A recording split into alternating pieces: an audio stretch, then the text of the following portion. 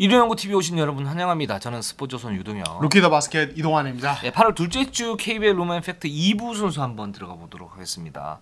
2부에는 전자랜드, 오리온, DB, SK 그리고 현대모비스로 한번 가보도록 하겠습니다. 우리 또 이동환 기자가 SK와 현대모비스 연습 경기를 또 갔다 왔죠. 그렇죠. 예, 제가 사실 그 다음 날부터 휴가였는데 네. 이류 동구를 위해서. 시청자분들 아니 다음 날 휴가였으면 전날은 일을 하는 거잖아. 아 그건 그렇죠. 일할 때 연습 경기 가는 건 당연한 거잖아. 보통 휴가 전날이면은 휴가 준비를 하잖아요. 휴가 준비에 또 하루가 필요하거든요. 짐도 싸고 뭐 이런. 아니 네. 전날은 이제 일은 하는 날이잖아. 일은 하는 날이잖아요. 뭐 냉정하게 보면 그렇죠. 근데 굳이 그걸 휴가를 집어넣으면서 그 전날에는 갔다 왔다 이렇게 얘기를. 휴가 전날까지 제가 용인에 가서 또 현대모비스 SK 경기 체크를 하고 왔습니다. 알겠습니다. 예, 기대해 주세요. 네, 알겠습니다. 네, 그렇게 하도록 하겠습니다. 자, 네. 첫 번째 팀을 한번 가보도록 할게요. 전자랜드로 한번 가보도록 하겠습니다. 전자랜드가 지난 7일날 연세대하고 경기를 해서 86대 62, 24점 차로 이겼습니다. 이 경기에서 이대현 선수가 28점, 전현우 선수가 15점을 넣었는데 유동 감독은 지금 계속 여러 차례 여러 선수들에게 기회를 줄 것임을 시사를 하고 있습니다. 유동 감독 말에 따르면 리빌딩을 그냥 해야 되는 그런 상태고, 그렇기 때문에 이대현뿐만 아니고 홍경기 그리고 전현우, 뭐 양재혁 그리고 차바이였던 부활 이런 부분이 필요하다라고 지금 얘기를 하고 있는데, 가장 큰 핵심은 어쨌든 이대현 선수 아니겠습니까? 그렇죠. 예, 그러니까 지난 시즌의 기대치가 꽤 높았는데 뭐 시즌 전부터 발바닥 좀 찢어지면서 그게 또 족저근막염 이렇게 막 이어지면서 계속 안 좋게 갔잖아요. 그러니까 지난 시즌은 그 실망스러운 것도 있지만 또 다른 한편에서 보면은 부상 때문에 뭘 보여줄 수가 없었어요. 밸런스가 초반부터 깨져버린 거죠. 그렇죠. 예, 그러니까 그런 상황이기 때문에 좀 올 시즌은 다를 수 있다 분명히. 그러니까 아직 그 이제 2019년 어떤 챔프전의 어떤 활약으로 인해서 높아진 기대치를 지금 아직까지는 버릴 이유는 없다. 좀 한 번 더 지켜볼 필요는 있다. 이런 생각이 들고, 그러니까 결국에는 뭐 좀 공격에서는 또 어떤 가드와의 합 이런 것도 중요하지 않겠습니까? 그렇습니다. 네. 결국 골밑은 지금 이대현 선수가 책임을 갖다 져야 되는데 강상재 선수가 지금 군에 간 상태고, 또 정효근 선수가 내년에 돌아오긴 하지만 그때까지는 이제 이대현 선수 또는 민성주 이런 선수들이 이제 전자랜드의 토종 빅맨으로서 역할을 갖다 해줘야 되지 않습니까? 근데 이제 이 선수가 기본적으로는 굉장히 성실한 선수. 입니다. 그래서 이제 지난해 모비스 전자랜드의 챔프전 때 들어왔을 때 상무에서 제대를 해서 왔었을 때 몸이 완전히 돼 있는 상태에서 경기가 됐었고 좋은 활약을 했었고요. 그러니까 이제 성실함에 대해서는 뭐 훈련 태도 이런 부분에 대해서는 전혀 흠잡을 데가 없는 그런 선수다 보는데, 이제 유동 감독은 그런 얘기를 해요. 근성의 어떤 문제를 얘기를 해요. 그러니까 워낙 순한 선수다. 근데 이제 우리가 어떤 레벨에서 어떤 레벨로 한 단계 업그레이드 또는 한 단계 올라가기 위해서는 그 어떤 벽을 깨야 되는데, 그 벽을 깨기 위해서 필수적인 부분이 이제 그런 이제 도끼, 근성 뭐 이런 부분 필요하지 않습니까? 악바리 같은 그런 그렇죠. 느낌. 이제 그런 부분에 대해서 유동 감독은 좀 얘기를 갖다 많이 한다고 그러고, 또 기술적으로 보면 이 선수가 포스업이 괜찮긴 하지만 뭐 팀 내 1옵션, 2옵션을 다툴 정도였던 그런 포스업 기술은 아니에요. 냉정하게 얘기하면. 그래서 2대2 공격 비중을 갖다 좀 늘릴 필요가 있는데, 이제 그런 부분에 대한 어떤 그 세밀한 어떤 테크닉 이런 걸 좀 갖추고 가면 좋을 것 같고, 미스매치에서의 포스트업은 이대현 선수가 지금 충분히 되는 그런 선수니까 그런 부분에 대해서 그 2대2에 대한 비중을 갖다 늘리면서 팀 내 어떤 포지션을 갖다 좀 넓히는 그런 작업이 좀 필요하지 않나라는 생각이 듭니다. 그러니까 결국에는 다가오는 시즌에 전자랜드 핵심의 어떤 공격 틀이 뭐 헨리 심스의 어떤 포스트업이라든지 미드레인지 점퍼, 거기에 이제 가드와 외국 선수들의 2대2라고 봤을 때 거기에 이대현이 어떤 퍼즐로 들어가느냐, 이걸 생각해보면 결국에는 이대현도 2대2 게임의 어떤 스크리너 중에 한 명으로 들어가든지, 그리고 헨리 심스나 이제 뭐 다른 외국 선수들이랑 이제 같이 톰슨이랑 같이 하이로 어떤 파트너로 활용한다든지 뭐 이런 부분들이 중요하겠죠. 네, 그렇습니다. 지금 뭐 이대현 선수가 슈팅의 어떤 메커니즘은 꽤 괜찮은 선수이기 때문에 빅맨으로서 그 석점도 기술적으로 던질 수 있는 그런 선수고요. 그런 정확도도 늘리는 것도 중요하지만 그런 부분도 같이 좀 역할을 확대하면 좀 더 좋은 선수가 될 수 있겠다라는 생각이 듭니다. 그렇습니다. 그리고 전현우 선수가 15득점을 했는데, 이 선수는 워낙 이 선수가 굉장히 성실한 선수예요. 고려대 출신인데 지난 시즌에도 이제 고려대로 가서 휴가 중에 고려대로 가서 거기서 이제 후배들하고 같이 합동 연습하는 거 제가 봤거든요. 그 정도로 굉장히 좀 성실한 선수고, 이 성실함이 지난 시즌 전자랜드에서 그 벤치에서의 어떤 식스맨으로 쏠쏠하게 활약할 수 있었던 원동력이 되지 않았나 라는 생각이 듭니다. 그리고 뭐 홍경기 선수에 대해서도 이제 지난주에 얘기했지만 무조건 10분 이상은 지금 소화해야 되는 그런 상황에 있는 선수고 그렇기 때문에 전자랜드는 이렇게 많은 선수들 갖다가 테스트를 하면서 좀 선수 폭을 넓게 하면서 전반적으로 성장을 시키는 그런 시즌이 되지 않을까라는 생각이 듭니다. 예. 그리고 또 이동원 감독 또 명언 제조기 아니시겠습니까? 아 그렇죠. 예. 이번 시즌도 뭔가 유동 감독의 레전드 떡 사세요. 그렇죠. 예. 떡 사세요만 할 거냐고. 그렇죠. 선수들이 다그쳤던. 그리고 그 심영호는 나더라고요. 예. 이거는 뭐 너무 유명하죠. 전설 아닙니까? 그렇죠. 야구계로 치면 선동열 감독이다 이렇게 생각이 드는데 그래서 이제 유동 감독이 그냥 이제 농담조로입니다. 농담조로 강호준 감독이 사실은 그런 이제 어록이 많은데 유도원 감독의 어록이 굉장히 임팩트가 있었다. 근데 강호준 감독하고 이번에 이제 딱 이렇게 있으면 같이 이렇게 입단 대결하면 좋을 것 같다. 뭐 재밌을 것 같다. 그리고 두 분이 맞대결 했을 때 마이크를 차고 나오면 굉장히 흥미진진할 것 같다. 농구 팬들이 좋아할 것 같다. 라고 얘기하니까 유동 감독이 한술 더 뜨셔가지고 강호준 감독은 공백이 너무 많으셔가지고 자기가 무조건 이긴다. 진짜 기대돼요. 그러니까 강호준 감독은 지금 좀 그러니까 시즌 어떤 초반부터 이런 것들을 하기보다는 좀 중후반에 이런 걸 하기를 원하는 걸로 알려져 있거든요. 그러니까 지금 이제 차지 않겠다는 이야기를 하진 않습니다. 강호준 감독도. 그래서 아마 한 3, 4라운드 지나면 차셔야죠. 이 두 명의 어떤 입담 대결 무조건 살아나야 되고 그리고 유동 감독이 사실은 진짜 뭐 저희 이제 기자들이랑 통화할 때도 진짜 농구가 살아나야 된다. 그리고 한국 어떤 프로농구 인기 되게 중요하다. 이런 이야기 굉장히 많이 하는데 이런 또 마이크 차는 것도 사실은 쉽게 고나는 감독 중에 제일 먼저 하는 분이 아니겠습니까? 맞아요. 그 정도로 진짜 어떤 농구 전반적인 어떤 저변 확대랄까요? 인기 회복에 굉장히 관심이 많고 또 어떤 팬 서비스 마인드가 진짜 강한 감독이거든요. 그렇기 때문에 이번에 또 만약에 강을주 감독이랑 그걸 하게 되면 굉장히 또 일부러 뭔가 적극적인 멘트 하나 날리시지 않을까 뭐 이런 생각도 듭니다. 그래서 제가 이제 또 강훈준 감독한테 전화를 걸어서 유동 감독이 이렇게 말씀을 하시더라 라고 얘기를 하니까 강훈준 감독은 하하하 웃으면서 일단 유동 감독이 후배입니다. 그러니까 강호준 감독은 유동 감독에게 이제 그 유동 감독이 눈 크게 뜨면 무섭지 않냐. 눈 크게 뜨면서 막 이렇게 하시잖아요. 그렇죠. 일단 나는 만나면 눈 깔고 얘기하라고 얘기를 할 거다. 이렇게 또 얘기를 하시는. 아주 재밌게 했는데 그 앞으로 입담 대결이 굉장히 좀 나름 쏠쏠하게 굉장히 재밌을 것 같아요. 그렇습니다. 그렇습니다. 그다음 이제 바로 오리온으로 한번 넘어가 보도록 하겠습니다. 일단 오리온은 계속 지금 이제 뭐 이대성도 영입을 했고 어떤 저희가 지난번에 말씀드렸지만 그런 어떤 이대성 중심으로 어떤 공격을 할 것인가 이런 것도 세팅을 하고 있지만 결국에는 이제 이 강은준 감독이 부임했기 때문에 전반적인 오펜스 틀을 어떻게 가져가느냐 이게 이슈지 않겠습니까? 그렇습니다. 일단 그 오리온 같은 경우는 두 가지 고민이 있는데 허일영 선수 백업이 좀 약한 부분. 그리고 이승현 선수 백업이 지금 없어요. 그래서 이승현 선수가 만약에 나갔을 때 한 5에서 한 10분 정도 있는데 그걸 어떻게 메울 건가. 일단은 최진수가 4번으로 이동을 하고 거기에서 지역 방어나 뭐 로테이션 수비나 이렇게 돌리면서 하는 변형 수비를 갖다가 지금 좀 준비를 하고 있다라고 얘기를 하고 있고 또 이제 신인 드래프트 때 기본적으로 선수들이 수급이 될 수 있지 않습니까? 가드진 좋은 선수들이 좀 있고 또 센터진도 괜찮기 때문에 거기서 수급이 될 경우에는 그 백업 선수를 쓰면 되는 그런 이제 상황이고요.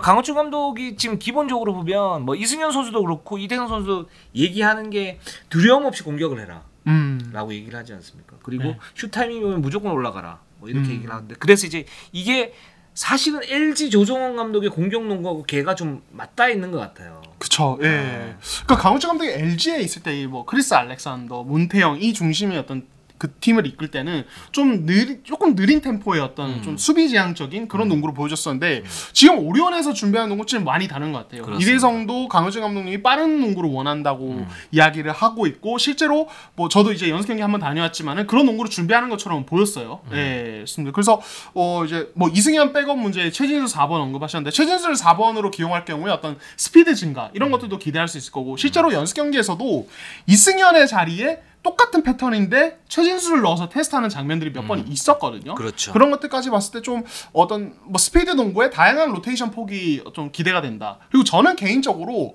좀 조한진 선수, 이 선수 2년 전에 이제 신인으로 입단했는데 이 선수를 조금 지켜볼 필요가 있다고 봐요. 그러니까 지금 이제 연습 경기라 뭐 한 번 가지고 제가 뭐 이렇게 너무 많은 얘기를 하기는 좀 너무 섣부르지만은 네, 좀 섣부른 섣부르지만 예. 이 선수를 좀 슈터로 활용하는 플랍 액션이라고 베이스라인 타고 슈터가 움직이는 어떤 패턴이 있는데 이거를 좀 조한진 선수에게 적극적으로 주문하는 어떤 그런 장면도 있었고 그러니까 이 선수가 2, 3번으로서 백업으로 활용 가치가 분명히 있고 입단 당시부터 어느 정도 기대를 받았던 선수여서 저 이 부분을 개인적으로 지켜볼 필요가 있다. 저는 한번 조한진 선수 찍어보겠습니다.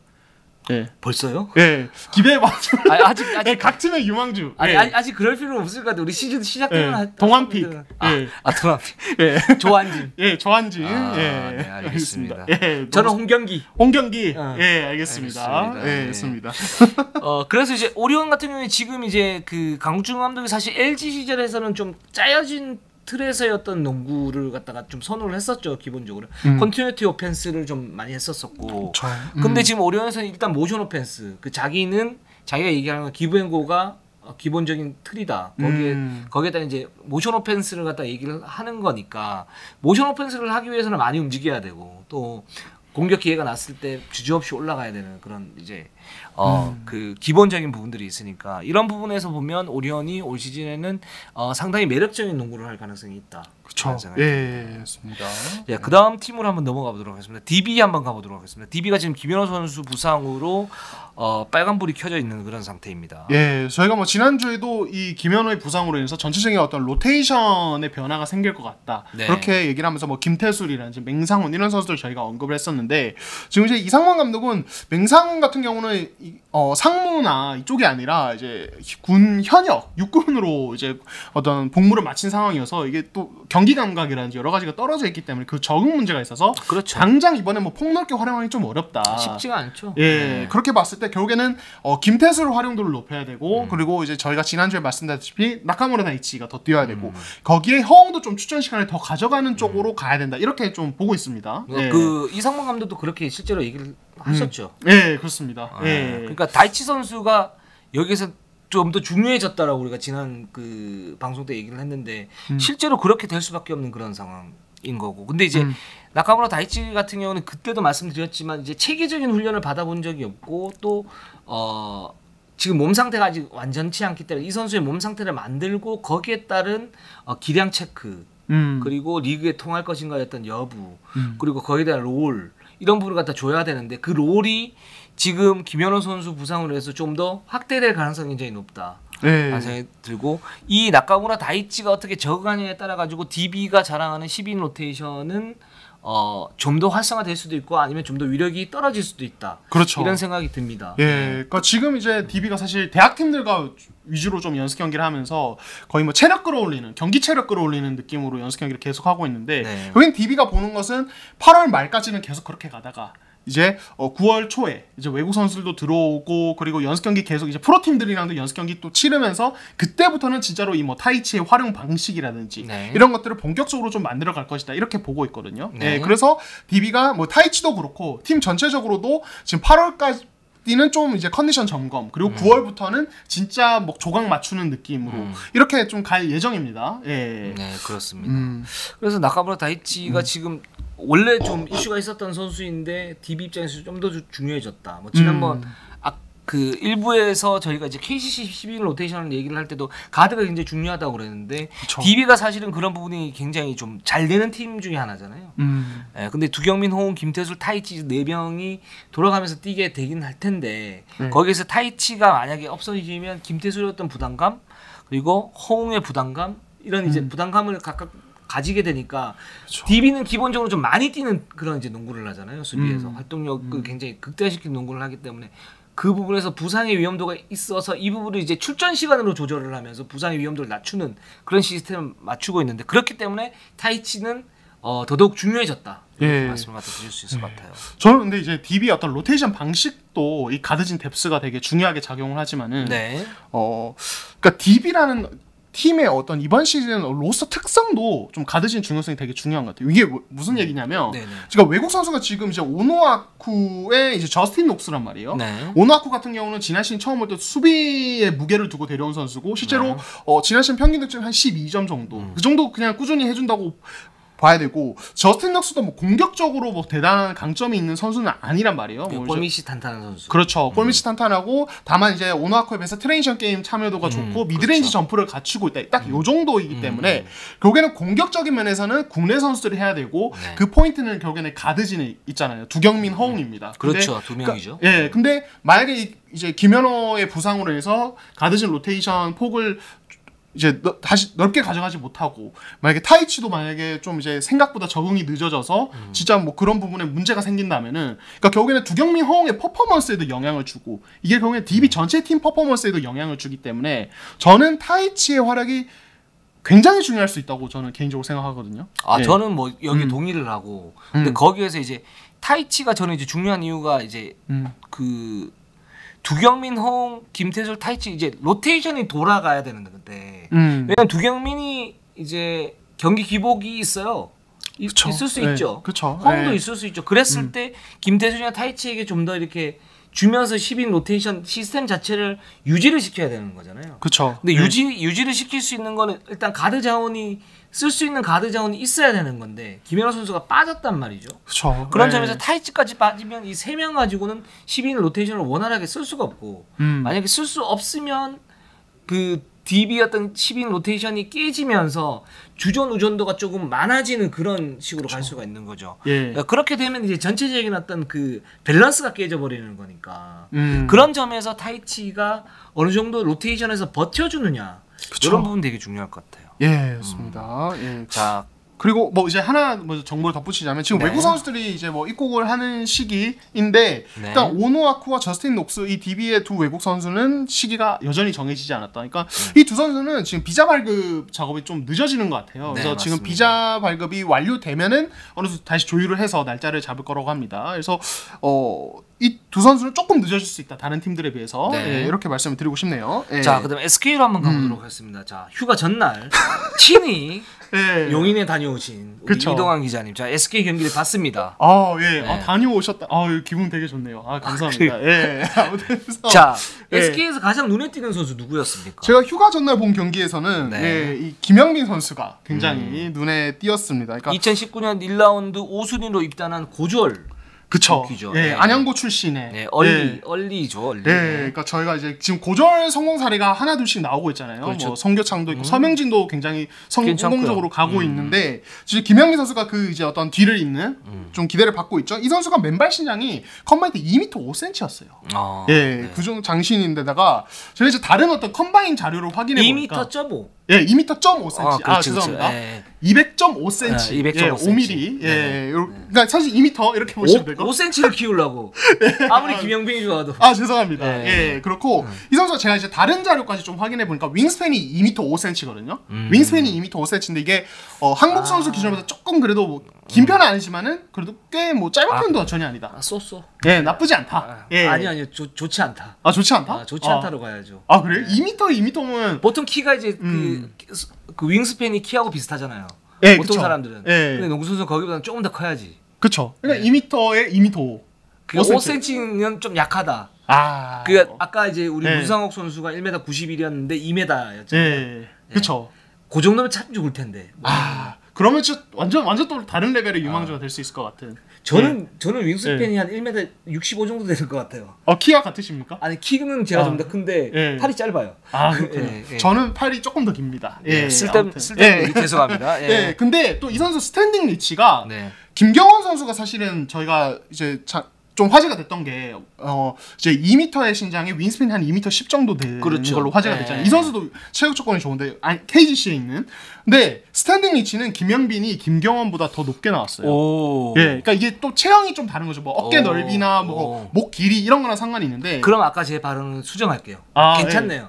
그렇죠. 그러니까 또 윙스팬 긴 거랑 스탠딩 리치 큰 거랑 또 다르니까 스탠딩 리치는 혹시 이제 뭐 모르시는 분들을 위해 설명드리자면 이렇게 서 있는 상태에서 팔을 위로 봤을 때 이 손끝이 닿는 높이 이거거든요. 그렇죠. 예, 그러니까 이게 기본적으로 이 드래프트 중에 가장 깁니다. 김경원보다도 좋아요.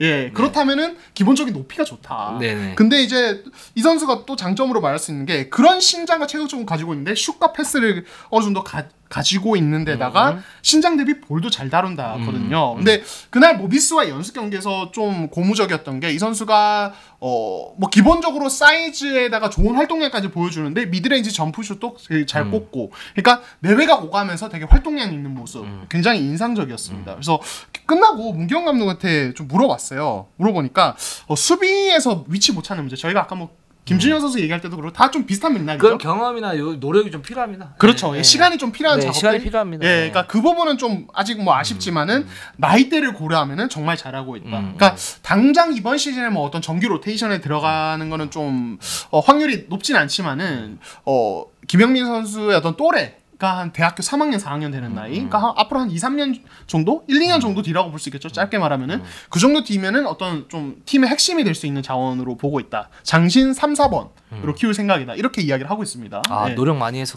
그렇게 됐으면 좋겠어요. 그래서 이제 네. 대학교 3, 4학년 때 딱 되면 그 또래 대학교를 다니던 3, 4학년들보다 기량이 좀 차이가 나죠, 기본적으로. 그렇죠. 지금 예. 송교창 생각해보면 뭐 엄청 그런 거고, 서명진도 사실 그 또래 그 어떤 포인트 가드로 치면은 수준이 기본적으로 어쨌든 지금 좀 더 높지 않습니까? 그렇죠. 이런 부분 예. 보면 김영빈도 충분히 그렇게 할 수 있다라는 생각이 들고, SK가 그런 부분에서 어떤 시스템은 잘 갖춰져 있다라는 생각이 들고요. 예, 맞습니다. 그래서 지금 김영빈 선수는 자신의 어떤 노력 여하에 따라 가지고 이 프로에 들어올 수 있는 시기가 점점 당겨진다라는 생각이 들어요. 물론 당장 뭐 한 6개월, 뭐 다음 시즌에 레귤러로 이제 뭐 식스맨으로 이렇게 뛰기는 아직 모르죠. 그렇죠. 모르지만 뭐 그런 시기들이 이제 조금씩 노력 여하에 따라서 당겨질 수 있다라는 생각이 듭니다. 예, 맞습니다.